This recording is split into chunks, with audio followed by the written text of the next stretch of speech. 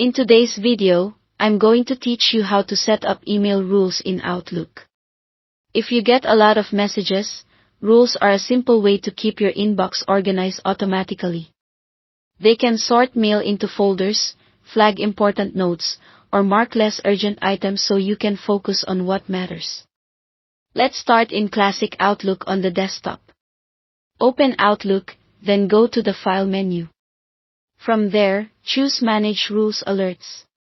This is your control center for everything rules related. Click New Rule to begin.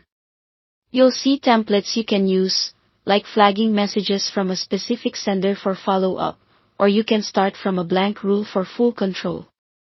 Either path works. Templates just pre-fill a few choices. Next, set your conditions. Conditions tell Outlook which messages the rule should look for. You can target messages from a particular sender, ones with certain words in the subject, or even those sent directly to you versus a group. Then choose your actions, which decide what happens when a message meets those conditions. You might move it to a folder, copy it for reference, flag it, or mark it as read. If there are messages you don't want the rule to touch, add exceptions. For example, you could exclude items that contain specific keywords or that are marked as important. When you're happy, give the rule a clear, memorable name so you can recognize it later, and click Finish. A quick tip: test your new rule by sending yourself a sample email that matches your conditions, just to confirm it behaves as expected.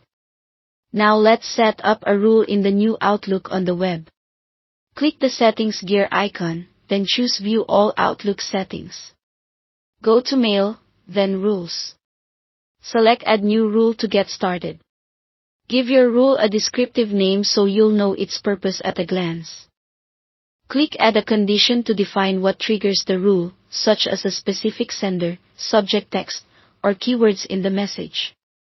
Click Add an Action to choose what should happen, like moving the message to a folder or marking it as read. If you want to protect certain emails from being affected, add exceptions. When everything looks right, click Save or OK to apply it. A couple of best practices before we wrap up: keep your rule names specific, review them occasionally to make sure they still fit your workflow, and avoid creating overlapping rules that might cause confusion. With a few well-designed rules, your mailbox will feel calmer and more efficient. Thanks for watching.